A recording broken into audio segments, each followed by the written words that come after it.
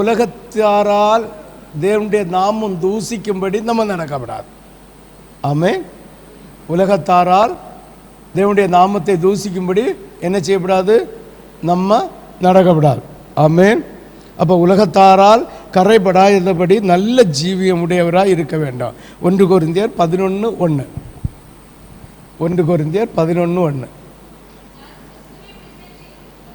நான் இயேசுவை பின்பற்றுகிறது போல அப்போ இயேசு எப்படி கரை இல்லாத ஒரு வாழ்க்கை, அதாவது அசுத்தம் இல்லாத ஒரு வாழ்க்கை வாழ்ந்தாரோ அதே போல் பவுல் வாழ்ந்தானா, அதே போல் நீங்களும் பின்பற்றுங்கன்னு சொல்லி. அப்போ உலகத்தாருடைய முறையின்படி வாழாத நம்முடைய பரிசுத்த நல்ல ஜீவிதத்தை உடைய ஒரு பிலிப்புக்கு எழுதின புஸ்தகம் 3வது அதிகாரம் 14வது வசனம்.